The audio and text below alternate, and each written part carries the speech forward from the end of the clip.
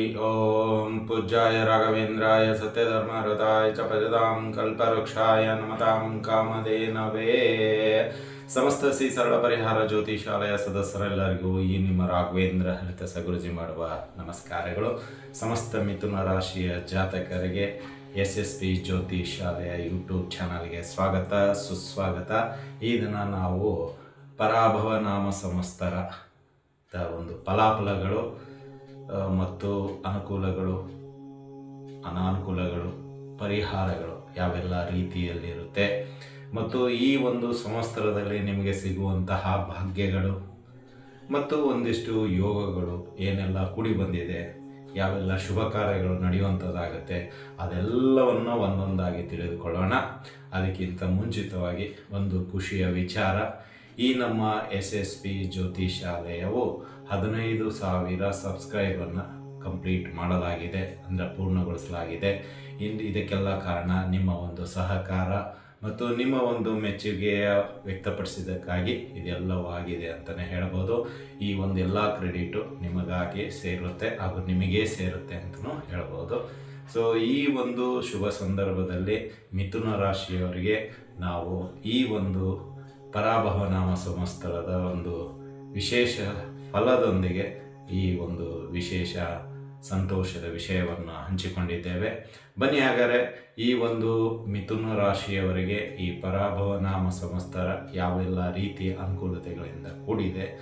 So ಸಮಸ್ತ ಮಿಥುನ ರಾಶಿಯ ಜಾತಕರಿಗೆ ಈ ಒಂದು ಪರಾಭವ ನಾಮ ಸಂವತ್ಸರವು ಒಳ್ಳೆಯ ಆಯುರಾರೋಗ್ಯ ಭಾಗ್ಯ ಸಕಲ ಇಷ್ಟಾರ್ಥಗಳನ್ನು ಪೂರೈಸುವಂತಹ ಶಕ್ತಿ ಮಾರ್ಗದರ್ಶನ ಎಲ್ಲವೂ ದಯಪಾಲಿಸಲಿ ಅಂತ ಪ್ರಾರ್ಥಿಸುತ್ತೇವೆ. ಸೊ ಈ ಒಂದು ಪರಾಭವ ನಾಮ ಸಂವತ್ಸರ ಇದೇ ತಿಂಗಳು ಮಾರ್ಚ್ 19ರಂದು ಪ್ರಾರಂಭವಾಗುತ್ತೆ. ಸೊ ಇಲ್ಲಿ ಮಿಥುನ ರಾಶಿಯ ಒಂದು ಜಾತಕರ ಒಂದು ವಿಷಯಕ್ಕೆ ಅನುಗುಣವಾಗಿ ಬರೋದಾದರೆ ಕ ಕಿ ಕು ಘ ಓಂ ಚ ಕೆ ಕೋ ಹ ಈ ಮೊದಲನೇ ಅಕ್ಷರಗಳಿಂದ ಪ್ರಾರಂಭವಾಗುವ ಹೆಸರಿನಲ್ಲಿ ಮಿಥುನ ರಾಶಿ ಬರುತ್ತೆ. ಇನ್ನು ಮಿಥುನ ರಾಶಿಯಲ್ಲಿ ಬರತಕ್ಕಂಥ ನಕ್ಷತ್ರಗಳನ್ನು ನಾವು ನೋಡೋದಾದ್ರೆ ಮೊದಲನೆಯದು ಮೃಗಶಿರ 3-4 ಪಾದಗಳು ಬರುತ್ತೆ. ಆರಿದ್ರ ಸಂಪೂರ್ಣ ಪಾದಗಳು ಬರುತ್ತವೆ, ಅಂದರೆ 1, 2, 3, 4 ಪಾದಗಳು ಬರುತ್ತೆ. ಇನ್ನು ಪುನರ್ವಸು 1, 2, 3 ಪಾದಗಳು. ಮಿಥುನ ರಾಶಿಯ ಒಂದು ಜಾತಕರ ಒಂದು ವಿಷಯಕ್ಕೆ ಅನುಗುಣವಾಗಿ ಬರೋದಾದ್ರೆ ಕ ಕಿ ಕು ಘ ಓಂ ಚ ಕೆ ಕೋ ಹ ಈ ಮೊದಲನೇ ಅಕ್ಷರಗಳಿಂದ ಪ್ರಾರಂಭವಾಗುವ ಹೆಸರಿನಲ್ಲಿ ಮಿಥುನ ರಾಶಿ ಬರುತ್ತೆ. ಇನ್ನು ಮಿಥುನ ರಾಶಿಯಲ್ಲಿ ಬರತಕ್ಕಂಥ ನಕ್ಷತ್ರಗಳನ್ನು ನಾವು ನೋಡೋದಾದ್ರೆ ಮೊದಲನೆಯದು ಮೃಗಶಿರ 3-4 ಪಾದಗಳು ಬರುತ್ತೆ. ಆರಿದ್ರ ಸಂಪೂರ್ಣ ಪಾದಗಳು ಬರುತ್ತವೆ, ಅಂದರೆ 1, 2, 3, 4 ಪಾದಗಳು ಬರುತ್ತೆ. ಇನ್ನು ಪುನರ್ವಸು 1, 2, 3 ಪಾದಗಳು ಬರುವಂಥದ್ದಾಗುತ್ತೆ. ಇನ್ನು ನಿಮಗೆ ಈ ಒಂದು ಪರಾಭವ ನಾಮ ಸಂವತ್ಸರದಲ್ಲಿ ಸಿಗುವಂತಹ ಆಯ ನೋಡಿದರೆ 8 ಇದೆ, ಆದಾಯ 8 ಇದೆ, ಖರ್ಚುಗಳು 11 ಇದೆ. ಇನ್ನು ಅನುಕೂಲ 6 ಇದೆ, ಅನಾನುಕೂಲ 3 ಇದೆ.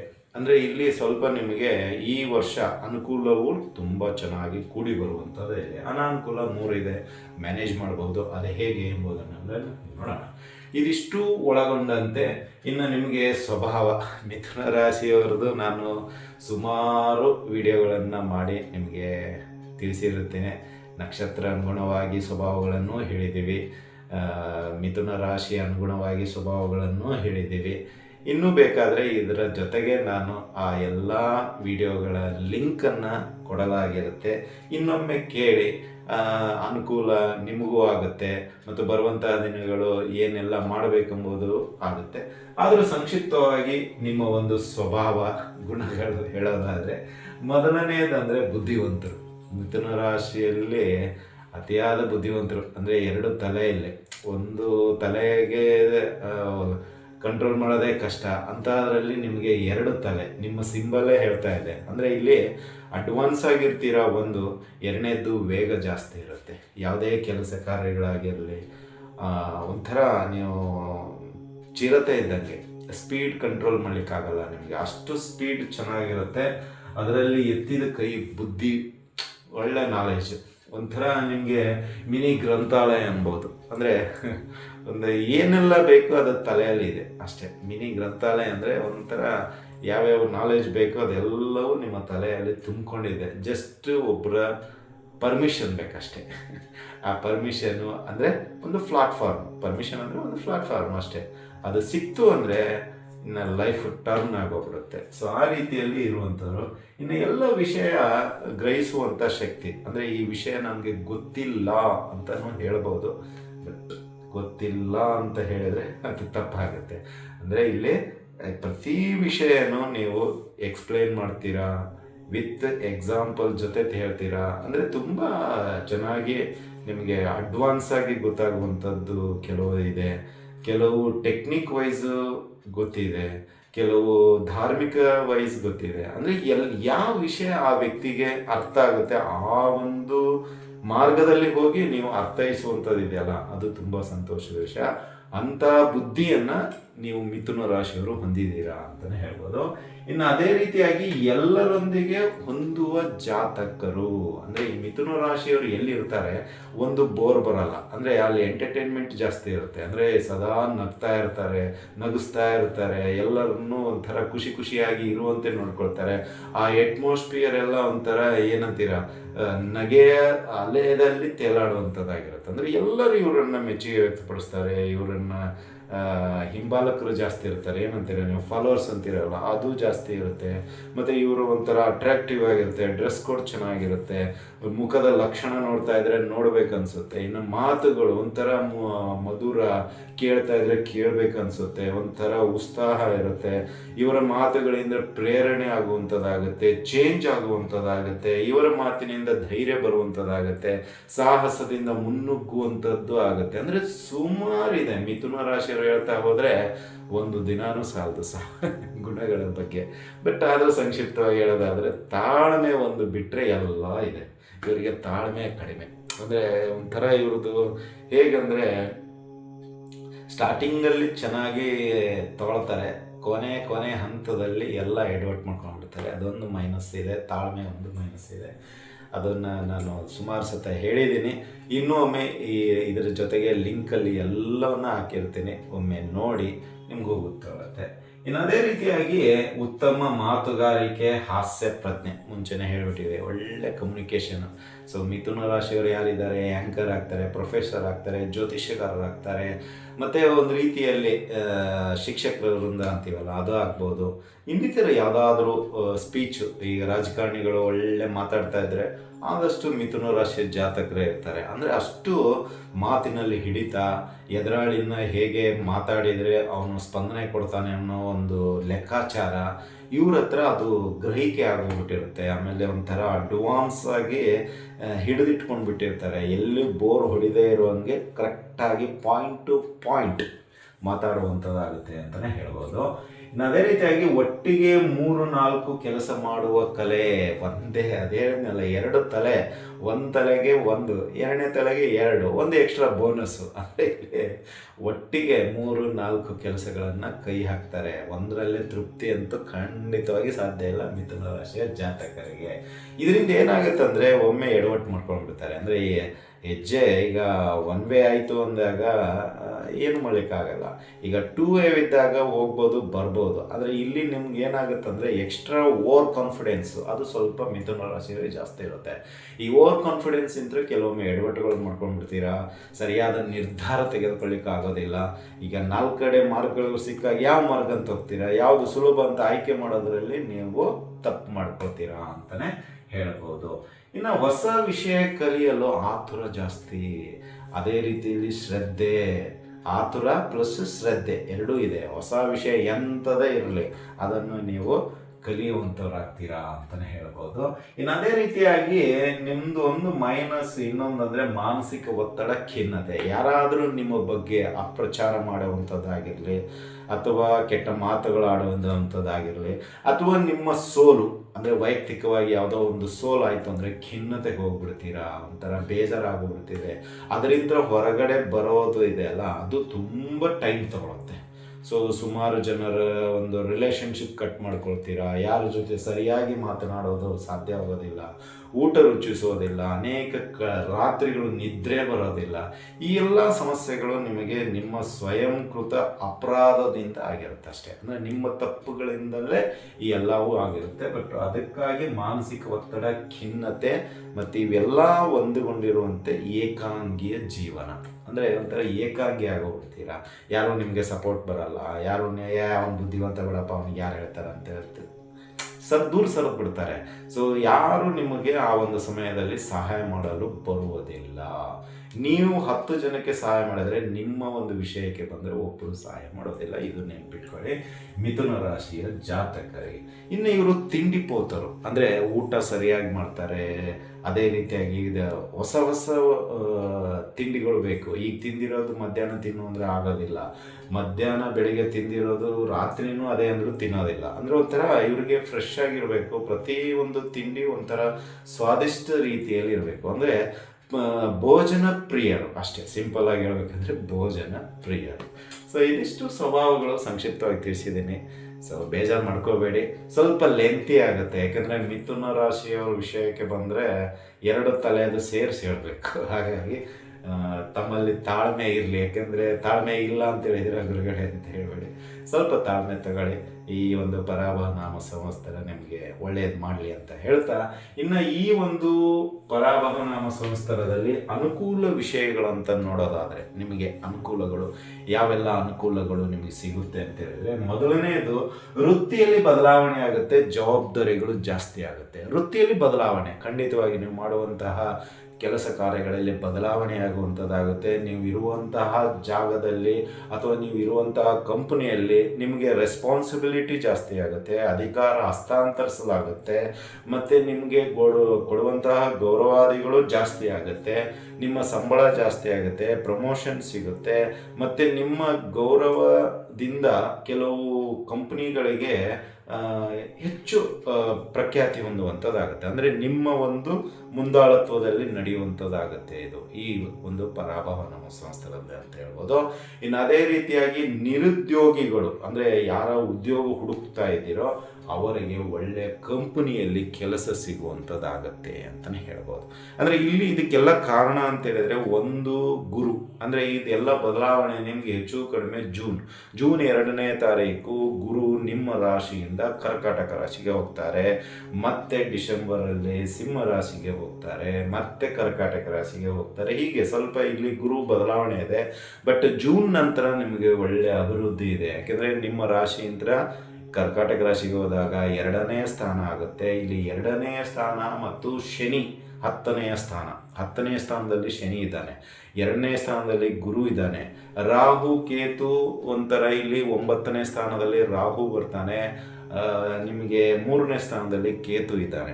ಅಂದರೆ ಇಲ್ಲಿ ಕಾಂಬಿನೇಷನ್ 2, 3, 9, 10 ಈ ಒಂದು ಕಾಂಬಿನೇಷನ್ ನೋಡಿದರೆ ನಿಮಗೆ ಜೂನ್ ನಂತರ ಆರ್ಥಿಕವಾಗಿ ತುಂಬ ಬಲಿಷ್ಠರಾಗ್ಬಿಡ್ತೀರಾ. ಯಾವುದಕ್ಕೂ ನೀವು ಹಿನ್ನಡೆ ಎಂಬುದು ಇರೋದಿಲ್ಲ ಜೂನ್ ನಂತರ. ಈ ಜೂನ್ವರೆಗೂ ಹೇಗಿರುತ್ತಂದರೆ ನಿಮಗೆ ಒಳ್ಳೊಳ್ಳೆ ಮಾಹಿತಿಗಳು ಸಿಗ್ತವೆ, ಒಳ್ಳೆ ಮಾರ್ಗದರ್ಶನ ಸಿಗುತ್ತೆ, ಮತ್ತು ನೀವು ಒಂದು ರೀತಿಯಲ್ಲಿ ಹೊಸ ರೀತಿಯಲ್ಲಿ ಈಗ ಹೇಗೆ ಬಂದಿದೆಯಲ್ಲ ಅದ್ರ ಬಗ್ಗೆ ಆವಿಷ್ಕಾರ ಮಾಡ್ತೀರಾ, ಯಾವುದು ಉತ್ತಮ, ಯಾವುದು ಏನು ಮಾಡಬೇಕು ಎಲ್ಲವನ್ನು ತಿಳ್ಕೊಳ್ತೀರಾ. ಅದು ಒಳ್ಳೆಯದು ಅಂತಲೇ ಹೇಳ್ಬೋದು.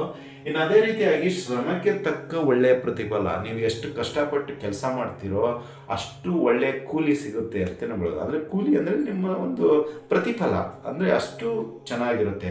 ಯಾರು ಸೋಮಾರಿತನದಿಂದ ನಾಳೆ ನೋಡಿದ್ರೆ ಆಯಿತು, ನಾಡಿದ್ದು ನೋಡಿದ್ರೆ ಆಯಿತು, ಮುಂದಿನ ತಿಂಗಳು ನೋಡಿದ್ರಾಯ್ತು ಅಂತ ಹೇಳೋದೇ ಆದರೆ ಅವ್ರಿಗೆ ಏನು ಮಾಡೋಕ್ಕಾಗಲ್ಲ. ಅಂದರೆ ಕಷ್ಟಪಡಬೇಕು, ವಾಲಂಟಿಯರ್ ಆಗಿ ನೀವು ಫೀಲ್ಡಿಗೆ ಇಳಿಬೇಕು, ಅವಾಗೆ ನಿಮಗೆ ಚೆನ್ನಾಗಿ ಈ ಒಂದು ವರ್ಷ ಆಗುವಂಥದ್ದಾಗುತ್ತೆ. ಅಂದರೆ ಇಲ್ಲಿ ನಿಮಗೆ ಅದು ಏನಂತೀರ, ಕಳೆದ ಒಂದು 2-3 ವರ್ಷ ಪಾಠ ಕಲಿಸ್ಬಿಟ್ಟಿದೆ, ಏನಿದೆ ಏನಿಲ್ಲ ಎಂಬುದು ಗೊತ್ತಾಗಿದೆ.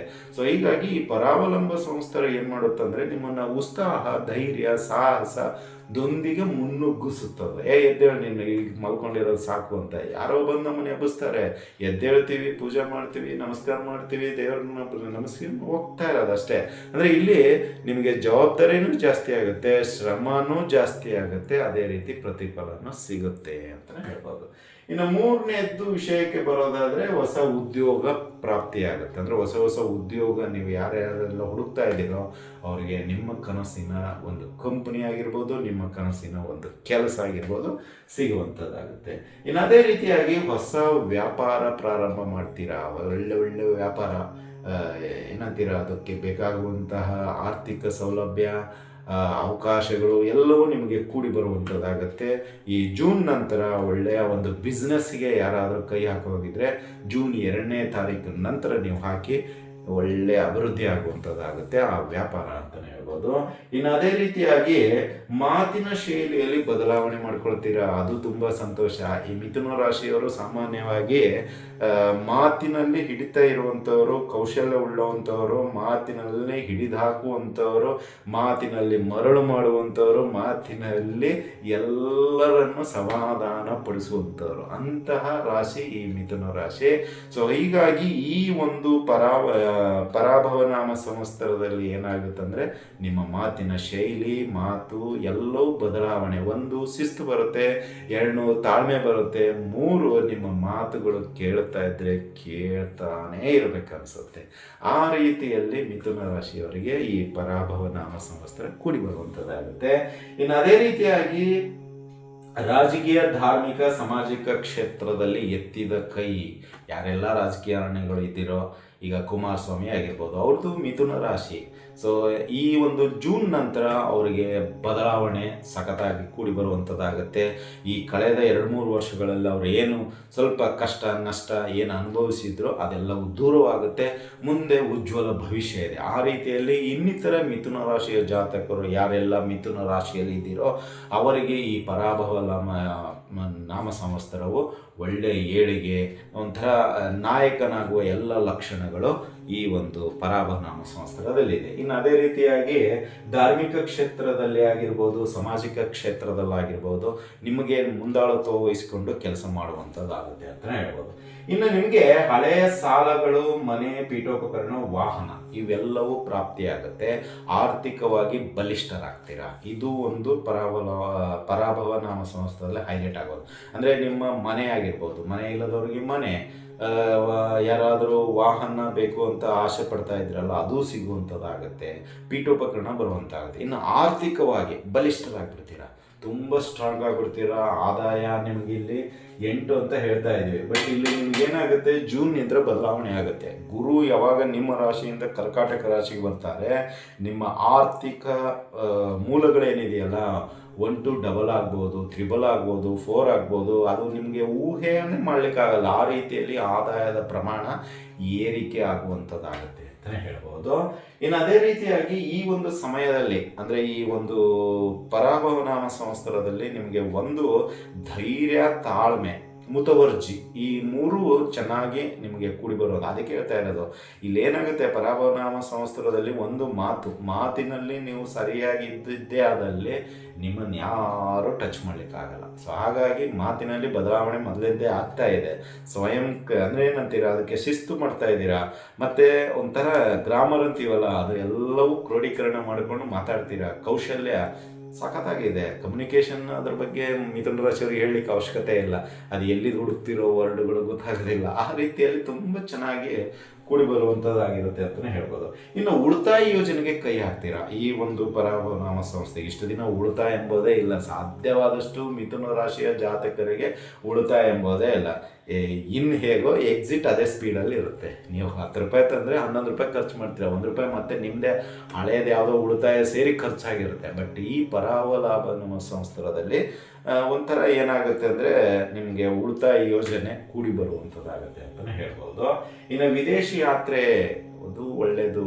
ಈ ಅಕ್ಟೋಬರ್ ನಂತರ ವಿದೇಶ ಯಾನ ಆಗ್ಬೋದು ಅಥವಾ ವಿದೇಶಕ್ಕೆ ಸಂಬಂಧಪಟ್ಟಂತೆ ಶುಭವಾರ್ತೆ ಸಿಗ್ಬೋದಾಗ್ಬೋದು, ವಿದ್ಯಾರ್ಥಿಗಳಿಗೆ ಆಗಿರ್ಬೋದು, ಉದ್ಯೋಗ ಹುಡುಕಿಕೊಳ್ಳುವಂಥವ್ರು ಆಗಿರ್ಬೋದು, ಅಥವಾ ಯಾರೋ ಯಾತ್ರಾರ್ಥಿಗಳು ಏನೋ ಈಗ ನೇಪಾಳಕ್ಕೆ ಪಶುಪತಿನಾಥನ ನೋಡ್ಲಿಕ್ಕೆ ಹೋಗಿರುವಂಥದ್ದು, ಅಂಥ ಯೋಗ ಕೂಡಿ ಬರುವಂಥದ್ದಾಗತ್ತೆ. ಅದು ವಿದೇಶ ಅಂದರೆ ಬರೀ ಕಲೀಲಿಕ್ಕೆ ಕೆಲಸಕ್ಕೆ ಅಲ್ಲ, ಧಾರ್ಮಿಕ ಕ್ಷೇತ್ರಗಳಿಗೂ ನೀವು ಹೋಗಿ ಬರುವಂಥವ್ರು ಆಗ್ತೀರಾ ಅಂತಲೇ ಹೇಳ್ಬೋದು. ಇನ್ನು ನಿಮಗೆ ಧಾರ್ಮಿಕ ಕ್ಷೇತ್ರಗಳ ದರ್ಶನ ಜಾಸ್ತಿ ಆಗುತ್ತೆ ಈ ವರ್ಷ. ತುಂಬ ಗೊತ್ತಿಲ್ಲದೇ ಇರುವಂತಹ ದೇವಸ್ಥಾನಗಳಿಗೆ ಹೋಗಿ ಬರ್ತೀರಾ, ಅನೇಕ ಪುರಾತನವಾದ ದೇವಸ್ಥಾನಗಳಿಗೆ ಹೋಗಿ ಬರ್ತೀರಾ. ಮತ್ತು ನಿಮ್ಮನ್ನು ಒಂದು ರೀತಿಯಲ್ಲಿ ಧಾರ್ಮಿಕ ಕ್ಷೇತ್ರಗಳಲ್ಲಿ ಅಕಸ್ಮಾತಾಗಿ ಪ್ರಸಾದ ಬಂದು ನಿಮಗೆ ಸೇರುತ್ತೆ. ಅಂದರೆ ನೀವು ಎಕ್ಸ್ಪೆಕ್ಟ್ ಮಾಡಿರಲ್ಲ ಆ ಪ್ರಸಾದ ನನಗೆ ಬರುತ್ತೆ ಅಂತ. ಆ ರೀತಿಯಲ್ಲಿ ದರ್ಶನವೂ ಆಗುತ್ತೆ, ಪ್ಲಸ್ ಪ್ರಸಾದ ತಲುಪುತ್ತೆ. ಅದು ಒಂದು ಯೋಗ ಅಷ್ಟೇ. ಸೊ ಈ ಒಂದು ಪರಾಭವ ನಾಮ ಸಂವತ್ಸರದಲ್ಲಿ ನಿಮಗೆ ಆ ಯೋಗ ಸಿಗುವಂಥದ್ದಾಗಿದೆ ಅಂತಲೇ ಹೇಳ್ಬೋದು.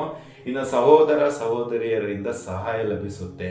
ಇದಕ್ಕೆ ಕಾರಣ ಶನಿ ಮಹಾತ್ಮ ನಿಮಗೆ ಕಷ್ಟದಲ್ಲಿ ಸಹಾಯ ಮಾಡಿಸ್ತಾನೆ. ಕಷ್ಟ ಕೊಡೋದು ಬೇರೆ, ಅದನ್ನು ಸಹಾಯದ ರೂಪದಲ್ಲಿ ಸಹಾಯ ಮಾಡಿ ಅದಕ್ಕೆ ಪರಿಹಾರ ಕೊಡೋದು ಬೇರೆ. ಸೊ ಇಲ್ಲಿ ಶನಿ ನಿಮಗೆ ಸಹೋದರನಿಂದ ಆ ಕಷ್ಟವನ್ನು ಮುಕ್ತಿ ಮಾಡಿಸ್ತಾನೆ ಅಂತ ಹೇಳ್ಬೋದು. ಇನ್ನು ನಿಮಗೆ ಮದುವೆ, ಸಂತಾನ, ಗೃಹ, ಕೆಲಸ ಯೋಗಗಳು ಸಿಗುತ್ತೆ. ಅಂದರೆ ಇಲ್ಲಿ ಮದುವೆ ತುಂಬ ದಿನಗಳಾಯಿತು, ತುಂಬ ವರ್ಷ ಆಯಿತು, ಕನ್ಯೆ ಸಿಗ್ತಾ ಇಲ್ಲ, ವರ ಸಿಗ್ತಾ ಇಲ್ಲ ಅಂತ ಹೇಳೋದಾದರೆ ಈ ವರ್ಷ ಮದುವೆ ಕೂಡಿ ಬರುತ್ತೆ. ಇನ್ನು ಯಾರೆಲ್ಲ ಗೃಹ ಪ್ರವೇಶ ಮಾಡಬೇಕು ಅಂದ್ಕೊಂಡಿದ್ರೆ ಖಂಡಿತವಾಗಿಯೂ ಈ ವರ್ಷ ಗೃಹ ಪ್ರವೇಶ ಆಗುತ್ತೆ. ಇನ್ನು ಯಾರೆಲ್ಲ ಕೆಲಸಕ್ಕಾಗಿ ಅರ್ಜಿ ಹಾಕ್ತಾ ಇದ್ದೀರೋ ಅವ್ರಿಗೆ ಕೆಲಸ ಸಿಗುವಂಥದ್ದಿದೆ. ಇನ್ನು ಯಾರೆಲ್ಲ ವ್ಯಾಪಾರ ಮಾಡಬೇಕು ಅಂದ್ಕೊಂಡಿದ್ರೆ ಅವರಿಗೂ ಕೂಡ ಜೂನ್ ನಂತರ ವ್ಯಾಪಾರದ ಒಂದು ಮಾರ್ಗ ಸಿಗುವಂಥದ್ದಾಗುತ್ತೆ ಅಂತ ಹೇಳ್ಬೋದು. ಇನ್ನು ದೇಹದಲ್ಲಿ ಕೆಲವು ಬದಲಾವಣೆ ಆಗುತ್ತೆ. ದೇಹದಲ್ಲಿ ಬದಲಾವಣೆ ಅಂದರೆ ಒಳ್ಳೆ ಫಿಟ್ನೆಸ್ ಬರುತ್ತೆ. ಒಂಥರ ಯೋಗ ಮಾಡೋ ರೀತಿಯಲ್ಲಿ ಅಥವಾ ಈ ಜಿಮ್ಮಿಗೆ ಹೋಗೋ ರೀತಿಯಲ್ಲಿ ನಿಮ್ಮ ದೇಹ ಫಿಟ್ ಆಗೋಗ್ಬಿಡುತ್ತೆ. ಇಷ್ಟು ದಿನ ದಪ್ಪ ಇದ್ರಿ, ತೆಳ್ಳಗಿದ್ರಿ, ಅದು ಯಾವುದು ಬರಲ್ಲ. ಎತ್ತರ ತಕ್ಕಂಗೆ ತೂಕ ಇರುತ್ತೆ. ಅಂದರೆ ಅಷ್ಟು ಮಾಡರ್ನ್ ವೈಸು ಈ ಒಂದು ಏನಲ್ಲಿ ಕಾಣಿಸ್ತೀವಲ್ಲ, ನೀವು ಏನು ಹೇಳ್ತೀರೋ ಅದು ಮಾಡಿಕೊಡುತ್ತೆ. ಆ ರೀತಿಯಲ್ಲಿ ನೀವು ಫಿಟ್ ಆಗೋಗ್ಬಿಡ್ತೀರ. ಅಂದರೆ ಯಾರು ಏನು ಹೇಳಿದ್ರು ರೆಡಿ ಅಷ್ಟೇ. ಒಂದು ಸೂಟ್ಕೇಸು, ಬಟ್ಟೆಗಳು ರೆಡಿ. ಆ ರೀತಿಯಲ್ಲಿ ನೀವು ಫಿಟ್ ಆಗಿರ್ತೀರಾ.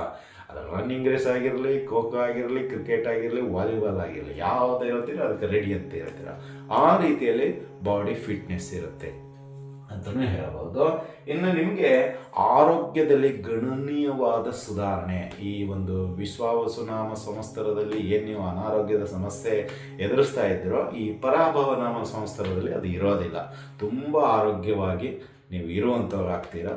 ಕೆಲವು ಸಣ್ಣ ಪುಟ್ಟಗಳು ಬರುತ್ತೆ, ಆದರೆ ಓವರಾಲ್ ಆಗಿ ಹೇಳಿದ್ರೆ ಉತ್ತಮ ಆರೋಗ್ಯ ಪಡೆಯುವಂಥವ್ರು ಆಗ್ತೀರಾ. ಇದಿಷ್ಟು ಒಳ್ಳೆಯ ವಿಚಾರಗಳು. ಇನ್ನು ಅನಾನುಕೂಲಗಳ ವಿಚಾರಕ್ಕೆ ಬರೋದಾದರೆ, ಈ ಮಿಥುನ ರಾಶಿಯವರಿಗೆ ಅನಾನುಕೂಲ ಸ್ವಯಂಕೃತ ಅಪರಾಧ ಅಂತೀನಿ ನಾನು. ನಿಮ್ಮದೇ ಆದಂತಹ ತಪ್ಪುಗಳಿಂದ ನೀವು ಸಿಕ್ಕಾಕೊಳ್ತೀರ ಅಷ್ಟೇ. ಅದನ್ನೂ ಒಂದಿಷ್ಟು ನೀವು ಮನಸ್ಸು ಕೊಟ್ಟು ಮಾಡಿದ್ದೇ ಆದಲ್ಲಿ ಆ ಅನಾನುಕೂಲಗಳು ಕೂಡ ಅನುಕೂಲ ಆಗುವಂಥದ್ದು ಇದೆ. ಅದಕ್ಕೆ ಕಾರಣ ಅಂದರೆ ನಿಮಗೆ ಏನಂತೀರ, ದೈವ ಕೃಪೆ. ಈ ಮಿಥುನ ರಾಶಿಯವರಿಗೆ ದೈವ ಕೃಪೆ ಜಾಸ್ತಿ ಇರುತ್ತೆ. ನೀವು ಕಷ್ಟ ಅಂತ ಬಂತು ಅಂತ ರಾತ್ರಿ ಆಗಿರಲಿ ಹಗಲಾಗಿರಲಿ ಅಥವಾ ಒಂದು ದೇವಸ್ಥಾನದಲ್ಲಿ ಸುಮ್ಮನೆ ಕುಳಿತುಕೊಂಡು ಒಂದು ಕ್ಷಣ ದೇವರನ್ನು ನೆನೆದ್ರೆ ತಕ್ಷಣದಲ್ಲೇ ಯಾವುದೋ ಒಂದು ಉಪಾಯ, ಮಾರ್ಗ ಅಥವಾ ಪರಿಹಾರ ಸಿಗುವಂಥದ್ದಾಗುತ್ತೆ ಅಂತಲೇ ಹೇಳ್ಬೋದು. ಇರಲಿ, ಈಗ ಅನಾನುಕೂಲ ವಿಷಯಕ್ಕೆ ಬರೋದಾದರೆ ಶುಭ ಕಾರ್ಯಗಳಿಗೆ ಅಧಿಕವಾದ ಖರ್ಚುಗಳು. ನೋಡಿ ಇಲ್ಲಿ ದೇವ್ರು ಹೆಂಗೆ ಕೊಟ್ಟಿದ್ದಾನೆ, ಖರ್ಚು ಮಾಡ್ತೀರಾ, ಅಧಿಕವಾದ ಖರ್ಚುಗಳು ಇಲ್ಲಿದೆ ನೋಡಿ. 11 ಇದೆ ವ್ಯಯ, ಆದಾಯ 8 ಇದೆ, ವ್ಯಯ 11 ಇದೆ. ಅಂದರೆ ಇಲ್ಲಿ ಎದಕ್ಕೆ ಖರ್ಚು ಮಾಡ್ತೀರಾ ಅಂತ ಹೇಳಿದ್ರೆ ಮದುವೆಗೆ, ಉಪನಯನಕ್ಕೆ, ಗೃಹ ಪ್ರವೇಶಕ್ಕೆ, ಧಾರ್ಮಿಕ ಕ್ಷೇತ್ರಗಳ ದರ್ಶನಕ್ಕೆ, ಇನ್ನಿತರ ಒಂದಿಷ್ಟು ಬಡವರ ಮದುವೆಗಾಗಿ, ಅಥವಾ ಇನ್ನಿತರ ಬಡವರ ವಿದ್ಯಾಭ್ಯಾಸಕ್ಕಾಗಿ, ಅಥವಾ ಇನ್ನಿತರ ಯಾವುದೋ ಒಂದು ಅನಾರೋಗ್ಯದ ಸಮಸ್ಯೆಗಳಿಗೆ, ರೋಗಿಗಳಿಗಾಗಿ, ಈ ರೀತಿ ಎಲ್ಲ ಖರ್ಚುಗಳು ನೀವು ಈ ಒಂದು ಪರಾಭವ ನಾಮ ಸಂವತ್ಸರದಲ್ಲಿ ಮಾಡುವಂಥವ್ರಾಗಿದ್ದೀರಾ. ಅಂದರೆ ಅನೇಕ ಪುಣ್ಯದ ಕಾರ್ಯಕ್ಕೆ ನೀವು ಕೈ ಹಾಕ್ತಾ ಇದ್ದೀರಾ. ಒಂದಿಷ್ಟು ದೇವಸ್ಥಾನಗಳು ಕಟ್ಟಿಸುವಂಥ ಕಾರ್ಯದಲ್ಲಿ ನೀವು ನಿರತರಾಗ್ಬೋದು, ಅಥವಾ ನಿಮ್ಮನ್ನ ಒಂದು ರೀತಿಯಲ್ಲಿ ಯಾವುದಾದ್ರು ಅದ್ರ ಮುಂದಾಳತ್ತು ತೊಗೊಂಡಾಗ ಏನಾಗುತ್ತೆ, ಸ್ವತಃ ನೀವು ಖರ್ಚು ಮಾಡಬೇಕಾಗತ್ತೆ. ಸೊ ಹಾಗಾಗಿ ಇಲ್ಲಿ ಖರ್ಚಿನ ಬಾಬತ್ತು ಅಂತ ಹೇಳಿದ್ರೆ ಕಂಟ್ರೋಲ್ ಸಿಗೋದಿಲ್ಲ, ತುಂಬ ಖರ್ಚು ಮಾಡುವಂಥದ್ದಾಗತ್ತೆ ಈ ಒಂದು ಪರಾಭವ ನಮ್ಮ ಸಂವತ್ಸರದಲ್ಲಿ. ಮೊದಲನೇದಂದರೆ ಖರ್ಚುಗಳು, ಅದು ಶುಭ ಕಾರ್ಯಕ್ಕೆ ಜಾಸ್ತಿ ಇರುತ್ತೆ. ಇನ್ನು ಎರಡನೇದು, ತಾಯಿ ಅನಾರೋಗ್ಯದ ಸಮಸ್ಯೆ ನಿಮ್ಮನ್ನು ಅತಿಯಾಗಿ ಕಾಡುತ್ತೆ ಈ ಒಂದು ಪರಾಭವ ನಾಮ ಸಂವತ್ಸರದಲ್ಲಿ. ತಾಯಿ ಅನಾರೋಗ್ಯ ದಿನದಿಂದ ದಿನಕ್ಕೆ ಅದೊಂದು ಸ್ವಲ್ಪ ಬೇಜಾರಾಗುತ್ತೆ, ಒಂಥರ ಕೆಲಸ ಮಾಡಲು ನಿಮಗೆ ಡಿಸ್ಟರ್ಬೆನ್ಸ್ ಮಾಡುತ್ತೆ. ಪ್ರತಿ ವಿಷಯದಲ್ಲೂ ಏನೋ ಒಂದು ಇಚ್ಛಾಶಕ್ತಿ ಅನುಗುಣವಾಗಿ ಮಾಡ್ತಾ ಇರ್ತೀರ, ಇದಕ್ಕಿದ್ದಂಗೆ ಫೋನ್ ಬಂದುಬಿಡುತ್ತೆ, ಮತ್ತೆ ನೀವು ಆ ಕೆಲಸನ ಅಲ್ಲಿ ಬಿಟ್ಟು ಹೋಗ್ತೀರಾ, ಮತ್ತೆ ಬಂದ ಮೇಲೆ ಅದರ ಇಂಟ್ರೆಸ್ಟ್ ಬರೋದಿಲ್ಲ. ಇದು ಇನ್ನೊಬ್ಬರಿಗೆ ಹೋಗುವಂಥದ್ದಾಗುತ್ತೆ, ನಿಮ್ಮ ಒಂದು ಅವಕಾಶ ಬೇರೆಯವರಿಗೆ ಸಿಗುವಂಥದ್ದಾಗುತ್ತೆ. ಸೊ ತಾಯಿಯ ಅನಾರೋಗ್ಯದ ಬಗ್ಗೆ ಸ್ವಲ್ಪ ಗಮನ ಕೊಡಿ. ಸೊ ತಾಯಿಯ ಒಂದು ವಿಷಯಕ್ಕೆ ಸಂಬಂಧಪಟ್ಟಂತೆ ಏನಾದರೂ ಸಣ್ಣ ಪುಟ್ಟ ವ್ಯತ್ಯಾಸ ಆದರೂ ನಿಮ್ಮ ಹತ್ತಿರದ ಫ್ಯಾಮಿಲಿ ಡಾಕ್ಟರನ್ನು ತೋರಿಸಿ ಅಂತಲೇ ಹೇಳ್ಬೋದು. ಇನ್ನು ಅದೇ ರೀತಿಯಾಗಿ ಕುಟುಂಬ ಸದಸ್ಯರ ಜೊತೆ ಜಗಳ, ಸುಖ ಸುಮ್ಮನೆ ಜಗಳ ತೆಗಿತೀರ, ನೀನಾ ನಾನಾ ಅಂತಕ್ಕೂ ಹೋಗುತ್ತೆ. ಮತ್ತು ನಿಮಗೆ ಅವರ ಬಗ್ಗೆ ಅನುಮಾನ ಜಾಸ್ತಿ ಆಗುತ್ತೆ. ಸೊ ಬೇಡ, ದಯವಿಟ್ಟು ಏನಾಗುತ್ತೆ ಆಗಲಿ, ಬಿಟ್ಬಿಡಿ ಅಷ್ಟೇ. ಗತಂಗತಃ ಆಗೋಗಿರೋದನ್ನು ನಾವೇನು ಮಾಡಲಿಕ್ಕಾಗಲ್ಲ. ಮುಂದೆ ಅವರ ಜೊತೆ ಹೊಂದಾಣಿಕೆ ಮಾಡ್ಕೋಬೇಕೋ ಬೇಡವೋ ಅಂಬೋದನ್ನು ನಿರ್ಧಾರ ಮಾಡಿ. ಹಳೆಯದನ್ನು ಬಿಟ್ಬಿಡಿ, ಈಗ ಕಟ್ ಆಫ್ ಮಾಡಿಬಿಡಿ ಅಷ್ಟೇ. ಸುಮ್ಮನೆ ನೀವು ಮಾತು ಬೆಳೆಸ್ತಿದ್ರೆ ನೀವು ಶತ್ರು ಆಗಿಬಿಡ್ತೀರಾ. ಅದ್ರ ಬದಲು ಸೈಲೆಂಟಾಗಿ ಅವ್ರ ಜೊತೆ ಕ್ವಿಟ್ ಮಾಡ್ಕೊಂಡ್ಬಿಡಿ ಅಷ್ಟೇ, ಸಾಕು. ಅವ್ರಿಗೆ ಗೊತ್ತಾಗ್ಬಿಡ್ತು ನಾವು ಮೋಸ ಮಾಡೋದಕ್ಕೆ ಇವ್ರು ನಮ್ಮನ್ನು ಸೇರಿಸ್ತಾ ಇಲ್ಲ ಅಂತ. ಹಾಗಾಗಿ ಸುಮ್ಮನೆ ಎದ್ದೊಡೋದು ಒಳ್ಳೆಯದು ಅಂತಲೇ ಹೇಳ್ಬೋದು. ಇನ್ನು ಸ್ನೇಹಿತರಿಂದ ಮೋಸ ವಂಚನೆ, ಯಾರು ನೀವು ನಂಬಿರ್ತೀರೋ ಅವರೇ ನಿಮಗೆ ಮೋಸ ಮಾಡಿಬಿಡ್ತಾರೆ.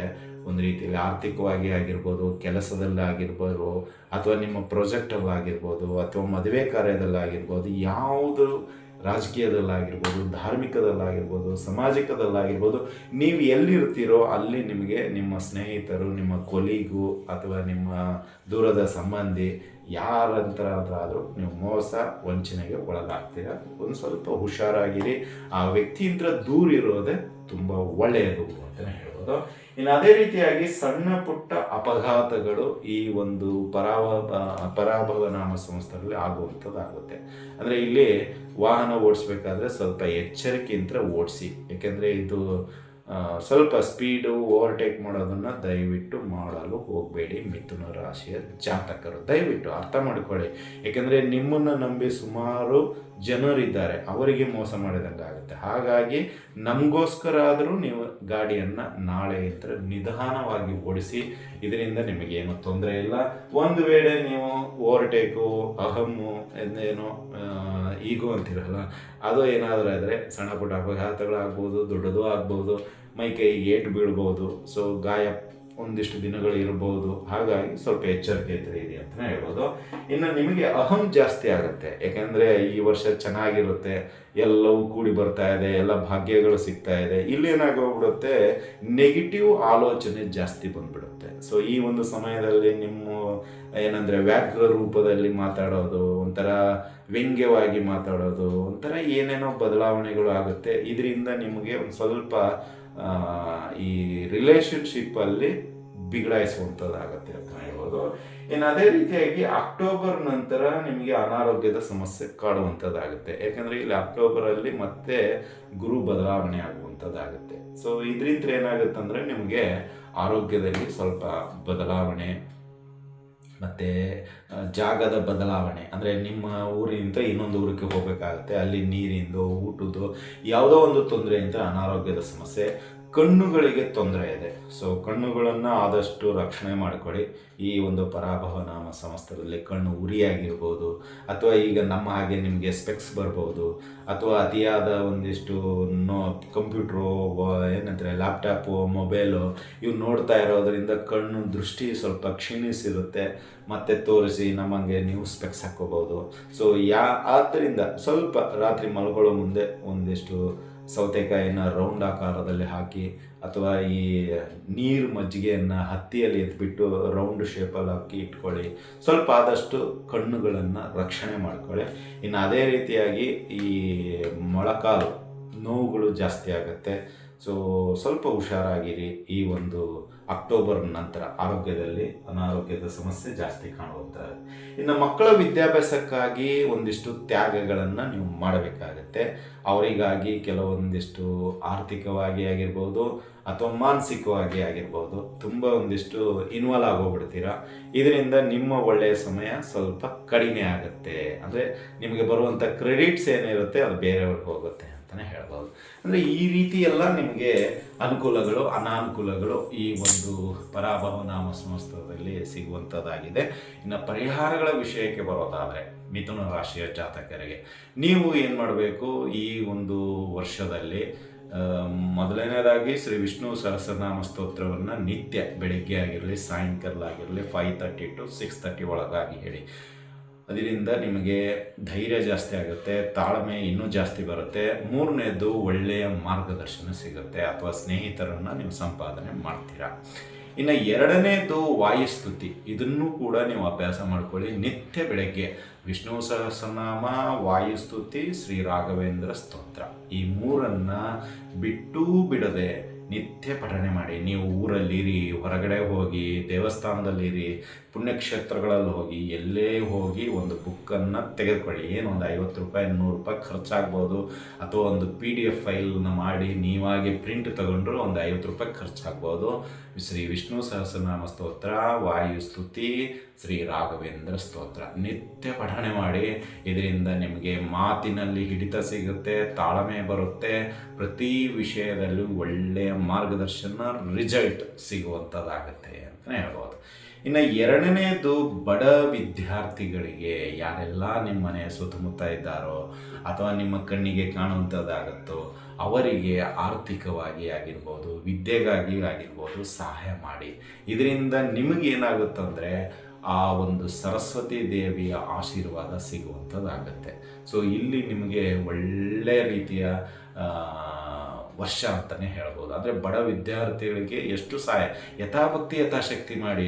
ನಿಮಗೆ ನಾವು ಓವರಾಗಿ ಕೊಡಿ ಅಂತಲೂ ಹೇಳ್ತಾ ಇಲ್ಲ, ನಿಮ್ಮ ಕಣ್ಣೆದುರಿಗೆ ಕಾಣಿಸಿರುತ್ತೆ. ಅವರಾಗೆ ಕೊಡಿ ಇವರಿಗೆ ಕೊಡಿ ಅಂತ ಹೇಳ್ತಾ ಇಲ್ಲ, ನಿಮ್ಮ ಕಣ್ಣೆದುರಿಗೆ ಕಾಣಿಸಿರತಕ್ಕಂಥ ವಿದ್ಯಾರ್ಥಿಗಳಿಗೆ ಯಥಾಭಕ್ತಿ ಯಥಾಶಕ್ತಿ ಸಹಾಯ ಮಾಡಿ. ಇನ್ನು ಮೂರನೇ ವಿಷಯಕ್ಕೆ ಬರೋದಾದರೆ, ಬ್ರಾಹ್ಮಣರಿಗೆ ಹಳದಿ ಬಟ್ಟೆಯ ದಾನವನ್ನು ಪ್ರತಿ ಹುಣ್ಣಿಮೆಯ ದಿನ ಮಾಡಿ. ಹಳದಿ ಬಟ್ಟೆ 9x5 ಧೋತಿ ಆಗಿರ್ಬೋದು, ಅಥವಾ ಸಿಲ್ಕ್ ಬರುತ್ತೆ 9x5 ಅದು ಆದರೂ ಆಗಿರ್ಬೋದು. ನಿಮಗೆ ಯಥಾಭಕ್ತಿ ಯಥಾಶಕ್ತಿ ಯಾವುದು ಅನುಕೂಲ ಆಗುತ್ತೆ ಅದು, ಆದರೆ ಸಾಲದಿಂದ ಮಾತ್ರ ಕೊಡಬೇಡಿ. ಸೊ ಇದು ಒಂದು ಪಾಯಿಂಟು ಇಟ್ಕೊಳ್ಳಿ. ಸೊ ಹಳದಿ ಬಟ್ಟೆಯನ್ನು ಪ್ರತಿ ಹುಣ್ಣಿಮೆ ದಿನ ಒಬ್ಬ ಬ್ರಾಹ್ಮಣರಿಗೆ ದವಸ ಧಾನ್ಯದ ಜೊತೆಗೆ ಯಾವ ಒಂದು ಬಟ್ಟೆ ಪ್ಲಸ್ ದಕ್ಷಿಣೆಯೊಂದಿಗೆ ಕೊಟ್ಟರೆ ನಿಮ್ಮ ಎಲ್ಲ ಆರ್ಥಿಕ ಸಮಸ್ಯೆಗಳು, ವೈಯಕ್ತಿಕ ಸಮಸ್ಯೆಗಳು, ಅಥವಾ ನಿಮ್ಮ ವೃತ್ತಿ ವ್ಯಾಪಾರದಲ್ಲಿರ್ತಕ್ಕಂಥ ಸಮಸ್ಯೆಗಳು ಬಗೆಹರಿಯುವಂಥದ್ದಾಗತ್ತೆ. ಸಾಕ್ಷಾತ್ ಲಕ್ಷ್ಮೀ ನಾರಾಯಣ ಕೃಪಕಟಾಕ್ಷ ನಿಮಗೆ ಆ ಬ್ರಾಹ್ಮಣರ ಮುಖಾಂತರ ಸಿಗುವಂಥದ್ದಾಗತ್ತೆ ಅಂತಲೇ ಹೇಳ್ಬೋದು. ಇನ್ನು ನಾಲ್ಕನೇ ಪರಿಹಾರ ಅಂತ ಬರೋದಾದರೆ, ಈ ಒಂದು ಪರಾಭವನಾಮ ಸಂವತ್ಸರದಲ್ಲಿ ನೀವು ಗೋಕರ್ಣ ದರ್ಶನವನ್ನು ಮಾಡ್ಕೊಳ್ಳಿ. ಗೋಕರ್ಣಕ್ಕೆ ಹೋಗಿ ಅಲ್ಲಿ ಶಿವನ ದರ್ಶನ ಮಾಡ್ಕೊಳ್ಳಿ. ಹಾಗೆ ಮುರುಡೇಶ್ವರಗೂ ಹೋಗಿ ಅಲ್ಲೂ ದರ್ಶನ ಮಾಡ್ಕೊಂಡು ಬನ್ನಿ. ಮತ್ತು ಶೃಂಗೇರಿಗೆ ಹೋಗಿ ಅಲ್ಲೂ ದರ್ಶನ ಮಾಡ್ಕೊಂಡು ಬನ್ನಿ. ಕೊನೆಯದಾಗಿ ಉಡುಪಿ. ಸೊ ಈ 4 ಕ್ಷೇತ್ರಗಳ ಒಂದು ದರ್ಶನ ಮಾಡ್ಕೊಂಡು ಬರೋದರಿಂದ ನಿಮ್ಮ ಹಳೆಯ ಪಾಪಗಳು ಏನಿವೆಯೋ ಅದೆಲ್ಲವೂ ನೀರಿನಲ್ಲಿ ತೊಳೆದ ರೀತಿಯಲ್ಲಿ ನಶಿಸಿ ಹೋಗುವಂಥದ್ದಾಗತ್ತೆ. ಒಳ್ಳೆಯ ಪುಣ್ಯ ನಿಮಗೆ ಪ್ರಾಪ್ತಿಯಾಗುತ್ತೆ ಅಂತಲೇ ಹೇಳ್ಬೋದು. ಸೊ ಇದಾಗಿತ್ತು ಪರಿಹಾರ ಪ್ರತಿಯದು. ಇನ್ನೊಂದು ವಿಷಯ ನಾನು ಮರೆತುಬಿಟ್ಟಿದ್ದೆ. ಈ ಒಂದು 2026-27 ಪರಾಭವನಾಮ ಸಂವತ್ಸರದಲ್ಲಿ ಮಿಥುನ ರಾಶಿಯ ಜಾತಕರಿಗೆ ಒಂದು ವಿಷಯ ಅಂತ ಹೇಳೋದಾದರೆ, ದಯವಿಟ್ಟು ಈ ವರ್ಷದಲ್ಲಿ ಸಾಲವನ್ನು ಮಾಡಲು ಹೋಗಬೇಡಿ. ಆದಷ್ಟು ಕಡಿಮೆ ಮಾಡ್ಕೊಳ್ಳಿ. ಸೊ ಅವಶ್ಯಕತೆ ಇದ್ದರೆ ಮಾತ್ರ ಮಾಡಿ. ವಿಲಾಸ ಜೀವನಕ್ಕಾಗಿ ಸಾಲವನ್ನು ಮಾಡಲು ಹೋಗಬೇಡಿ. ಮರ್ಯಾದೆ ಏನಂತೀರ, ನಿಮ್ಮದೇ ಆದಂಥ ಸ್ಟೇಟಸ್ ತೋರಿಸ್ಲಿಕ್ಕೆ ದಯವಿಟ್ಟು ಮಾಡಲು ಹೋಗಬೇಡಿ. ಇಲ್ಲದೆ ಇದ್ರೆ ಏನಾಗುತ್ತಂದರೆ ತೊಂದರೆಗೆ ಸಿಕ್ಕಾಕೊಳ್ತೀರಾ. ಯಾಕಂದರೆ ಒಳ್ಳೆ ಅವಕಾಶ ಸಿಗ್ತಾ ಇದೆ ಸಾಲದಿಂದ ಮುಕ್ತಿ ಆಗಲು. ಮತ್ತೆ ಪುನಃ ಎಲ್ಲ ನನಗೆ ಆದಾಯ ಬರ್ತಾ ಇದೆ ಅಂತ ಬ್ಯಾಂಕ್ ಅವ್ರು ಕೊಡ್ತಾ ಇದ್ದಾರಂತ, ಅಥವಾ ಆ ಸಂಘ ಸಂಸ್ಥೆ ಕೊಡ್ತಾ ಇದೆ ಅಂತ ದಯವಿಟ್ಟು ಮಾಡಲು ಹೋಗಬೇಡಿ. ಏಕೆಂದರೆ ಈ ಒಂದು 6 ತಿಂಗಳಲ್ಲಿ ನಿಮ್ಮ ಒಂದು ಬದಲಾವಣೆ ಕಂಡು ಬಂದಿದೆ. ಸೊ ಅನೇಕ ಜನರು ನನಗೆ ಮೆಸೇಜನ್ನು ಹಾಕ್ತಾ ಇದ್ದೀರಾ, ನಿಮ್ಮ ಒಂದು ಮಾರ್ಗದರ್ಶನದಿಂದ ನನಗೆ ಒಳ್ಳೆಯ ಉದ್ಯೋಗ ಸಿಕ್ಕಿದೆ, ಒಳ್ಳೆಯ ವ್ಯಾಪಾರ ಮಾಡಬೇಕಾಗಿದೆ, ಅದಕ್ಕೂ ಸಹಕಾರ ಸಿಕ್ಕಿದೆ, ನಿಮ್ಮ ಒಂದು ಮಾರ್ಗದರ್ಶನ ನಮಗೆ ಮುಂದುವರೆಯಲಿ ಅಂತಲೂ ತಿಳಿಸಿದ್ದೀರಾ. ಅದೇ ರೀತಿಯಾಗಿ ಒಳ್ಳೊಳ್ಳೆಯ ಪರಿಹಾರಗಳಿಂದ ಮದುವೆ ಆಗಿದೆ, ಏನೋ ನಿಮ್ಮದೇ ಅನುಕೂಲತೆಗಳು ಮೆಸೇಜಲ್ಲಿ ಹಾಕಿದ್ದೀರಾ, ವೈಯಕ್ತಿಕವಾಗಿ ವಾಟ್ಸಪ್ಪಲ್ಲಿ ಕಳಿಸಿದ್ದೀರಾ, ಹಾಗೂ ಇದರಲ್ಲೂ ಹಾಕ್ತಾ ಇದ್ದೀರಾ. ಸೊ ಸಂತೋಷ. ಆ ರೀತಿಯಲ್ಲಿ ಬದಲಾವಣೆ ಇರಬೇಕು. ಆದರೆ ಅದು ಎಲ್ಲವೂ ಬರ್ತಾ ಇದೆ. ಸೊ ನಾನು ಮತ್ತೆ ನಿಮಗೆ ಸಾಲದಲ್ಲಿ ಹೋಗ್ತಾ ಇದ್ದೀನಿ ಅಂದರೆ ಏನು ಮಾಡೋಕ್ಕಾಗಲ್ಲ. ಹಾಗಾಗಿ ನಾನು ಮಿಥುನ ರಾಶಿಯವರಿಗೆ ಇದು ಒಂದೇ ಹೇಳ್ತಾ ಇರೋದು, ದಯವಿಟ್ಟು ಸಾಲದಿಂದ ದೂರ ಇರಿ. ಅಷ್ಟೇ ಸಾಕು. ನೀವು ದಾನ ಮಾಡಬೇಕಾ, ನಾವು ಇಷ್ಟೆಲ್ಲ ಹೇಳಿದ್ವಿ ಮಾಡಿ, ಆಗಲಿಲ್ವಾ ಬಿಟ್ಬಿಡಿ. ಆದರೆ ಗುರುಗಳು ಮನಸ್ಸಿಗೆ ಬೇಜಾರು ಮಾಡ್ಕೊಳ್ತಾರೆ, ದಾನ ಕೊಡಬೇಕು ಅಂತ ಸಾಲ ಮಾಡಿ ಕೊಟ್ಟರೆ ಅದರ ಫಲ ಎಲ್ಲ ಅವನಿಗೆ ಹೋಗುತ್ತೆ, ಯಾರು ಸಾಲ ಕೊಟ್ಟಿರ್ತಾರೆ. ಆ 500 ರೂಪಾಯಿ ನೀವು ತೀರಿಸ್ಲಿಕ್ಕೆ 5 ತಿಂಗಳವರೆಗೂ ಕಾಯಬೇಕಾಗುತ್ತೆ. ದಯವಿಟ್ಟು ಬೇಡ. ನಿಮ್ಮ ಕೈಲಿಲ್ವಾ ಬಿಟ್ಬಿಡಿ. ಅದಕ್ಕೆ ಕ್ರೋಢೀಕರಣ ಮಾಡಿಕೊಳ್ಳಿ, ತಿಂಗಳ ಇಷ್ಟಿಷ್ಟು ಅಂತೇಳಿ ಎಷ್ಟಾಗುತ್ತೆ ಅಷ್ಟರಲ್ಲೇ ಬಗೆಹರಿಸಿ. ಅಥವಾ ಒಂದು 3 ತಿಂಗಳು ನೋಡಿ, ಆಯಿತಾ ಕೊಟ್ಬಿಡಿ, ಅಷ್ಟೇ ಸಾಕು, ಸುಮ್ಮನೆ ಇದ್ಬಿಡಿ. ಆದರೆ ಸಾಲ ಮಾಡಿ ನಿಮ್ಮ ಒಂದು ಸ್ಟೇಟಸ್ ತೋರಿಸ್ಕೊಳಿಕ್ಕೆ ಹೋಗಿ ನೀವು ತಪ್ಪು ಮಾರ್ಗವನ್ನು ಹಿಡಿಬೇಡಿ ಅಂತಲೇ ಹೇಳ್ಬೋದು. ಇನ್ನು ಅದೇ ರೀತಿ ಜೂಜಾಟಕ್ಕೂ ಇಳಿಲಿಕ್ಕೆ ಹೋಗಬೇಡಿ. ತುಂಬ ಎಚ್ಚರಿಕೆಯಿಂದ ಇರಿ ಮಿಥುನ ರಾಶಿಯವರು. ಯಾಕೆಂದರೆ ಈ ಸಮಯದಲ್ಲಿ ನೀವು ಕೆಟ್ಟದಕ್ಕೆ ಜಾಸ್ತಿ ಪ್ರಚೋದನೆಗೊಳಗಾಗ್ಬಿಟ್ರೆ ಲಾಸ್ ಜಾಸ್ತಿ ಆಗ್ತೀರಾ. ಶೇರು ಅಷ್ಟೇ, ಕೈ ಹಾಕ್ಲಿಕ್ಕೆ ಹೋಗಬೇಡಿ, ದಯವಿಟ್ಟು ಬೇಡ. ಏಕೆಂದರೆ ಇದು ತುಂಬ ಮೋಸದ ಆಟ. ಸೊ ಗೊತ್ತಾಗೋದಿಲ್ಲ ನಿಮಗೆ, ನೀವು ನೀವೇ ಹಾಳು ಮಾಡ್ಕೊಂಡ್ಬಿಡ್ತೀರ. ಹಾಗಾಗಿ ಈ 3 ವಿಷಯಗಳ ಬಗ್ಗೆ ತುಂಬ ಜಾಗ್ರತೆ ಇರಿ ಅಂತಲೇ ಹೇಳ್ತಾ ಇದ್ದೀನಿ. ಸೊ ಇದಿಷ್ಟಾಗಿತ್ತು ಪರಾಭವ ನಾಮ ಸಂವತ್ಸರದ ಒಂದು ಭವಿಷ್ಯ ಮಿಥುನ ರಾಶಿಯವರಿಗೆ. ಸೊ ತುಂಬ ಲೆಂತಿಯಾಗಿದೆ, ಸ್ವಲ್ಪ ಸಮಯ ಕೊಟ್ಟು ಕೇಳಿ. ಮತ್ತು ಈ ಒಂದು ವಿಡಿಯೋ ಹೆಚ್ಚು ಜನರಿಗೆ ಕಳಿಸಿ, ಫಾರ್ವರ್ಡ್ ಮಾಡಿ. ಏಕೆಂದರೆ ಯಾರ್ಯಾರು ಮಿಥುನ ರಾಶಿಯಲ್ಲಿದ್ದಾರೋ ಅವರಿಗೆಲ್ಲ ಅನುಕೂಲ ಆಗುತ್ತೆ ನಿಮ್ಮ ಒಂದು ಶೇರ್ನಿಂದ ಅಂತಲೇ ಹೇಳ್ಬೋದು. ಏಕೆಂದರೆ ಸುಮಾರು ಜನಕ್ಕೆ ಗೊತ್ತಿರಲ್ಲ ಪಾಪ ಏನು ಮಾಡಬೇಕು ಏನಿಲ್ಲ, ಅನೇಕ ಕಷ್ಟಗಳಲ್ಲಿ ಸಿಕ್ಕಾಕೊಂಡಿರ್ತಾರೆ, ಮುಂದೆ ಏನು ಜೀವನ ಅಂತಲೂ ಗೊತ್ತಾಗೋದಿಲ್ಲ. ಅಂಥವ್ರಿಗೆ ಇದು ಅನುಕೂಲ ಆಗುತ್ತೆ. ಸೊ ಹಾಗಾಗಿ ನೀವು ಯಾರ್ಯಾರು ನಿಮ್ಮ ವಾಟ್ಸಪ್ ಗ್ರೂಪ್ ಆಗಿರ್ಬೋದು, ಫೇಸ್ಬುಕ್ ಆಗಿರ್ಬೋದು, ಇನ್ಸ್ಟಾಗ್ರಾಮ್ ಆಗಿರ್ಬೋದು, ಎಲ್ಲ ಕಡೆಯನ್ನು ಆದಷ್ಟು ಈ ಒಂದು ಲಿಂಕನ್ನು ನೀವು ಶೇರ್ ಮಾಡ್ಕೊಳ್ಳಿ. ಇದರಿಂದ ಅವರಿಗೂ ಅನುಕೂಲ ಆಗುತ್ತೆ, ನಿಮಗೂ ಪುಣ್ಯ ಸಿಗುತ್ತೆ, ನಮಗೂ ಒಂದು ಎಲ್ಲೋ ಪುಣ್ಯ ಸಿಗುವಂಥದ್ದಾಗುತ್ತೆ. ಈ ಒಂದು ಪುಣ್ಯ ಕಾರ್ಯಕ್ಕೆ ನೀವು ಕೈ ಜೋಡಿಸಿ ಅಂತಲೇ ಹೇಳ್ಬೋದು. ನಿಮ್ಮ ಎಲ್ಲ ಮಿಥುನ ರಾಶಿ ಜಾತಕರಿಗೆ ಈ ಪರಾಭವ ನಾಮ ಸಂವತ್ಸರ ಒಳ್ಳೆಯ ಆಯುರ, ಆರೋಗ್ಯ, ಭಾಗ್ಯ ಎಲ್ಲ ಇಷ್ಟಾರ್ಥಗಳನ್ನು ಈಡೇರಿಸುವಂತಹ, ಕರುಣಿಸುವಂತಹ ಶಕ್ತಿ ಆ ಗುರುರಾಯರು ನೀಡಲಿ ಅಂತ ಪ್ರಾರ್ಥಿಸುತ್ತೇವೆ. ಈ ಒಂದು ವಿಡಿಯೋ ನಿಮ್ಗೆ ಇಷ್ಟ ಆಗಿದ್ದರೆ ಲೈಕ್ ಮಾಡಿ, ಜಾಸ್ತಿ ಇಷ್ಟ ಆಗಿದ್ದರೆ ನಾವು ಮುಂಚೆ ಹೇಳಿದ್ದೀವಲ್ಲ ಎಲ್ಲ ಇದರಲ್ಲೂ ಶೇರ್ ಮಾಡಿ. ಸೊ ಇದರಿಂದ ನಿಮಗೂ ಒಳ್ಳೆಯದಾಗತ್ತೆ, ಅವರಿಗೂ ಒಳ್ಳೆಯದಾಗುತ್ತೆ, ನಮಗೂ ಒಳ್ಳೆಯದಾಗತ್ತೆ ಅಂತ ಹೇಳುತ್ತಾ ಇಲ್ಲಿಗೆ ವಿಷಯ ಮುಗಿಸ್ತಾ ಇದ್ದೀವಿ. ಅದೇ ರೀತಿ ಸಬ್ಸ್ಕ್ರೈಬ್ ಮಾಡ್ಕೊಳ್ಳೋದನ್ನು ಮಾತ್ರ ಮರಿಬೇಡಿ. SSP ಜ್ಯೋತಿಷ್ಯಾಲಯ 15,000 ಸಬ್ಸ್ಕ್ರೈಬ್ ಪೂರೈಸಿಕೊಂಡಿದೆ. ಈ ಒಂದು ವಿಡಿಯೋದಿಂದ 20,000 ಆದ್ರೂ ಆಗ್ಬೋದು. ಹಾಗಾಗಿ ನಿಮ್ಮ ಒಂದು ಶೇರ್ನಿಂದ ಆ 20,000 ಸಬ್ಸ್ಕ್ರೈಬ್ ಆಗಲಿ ಅಂತ ಆಶಿಸ್ತೇವೆ.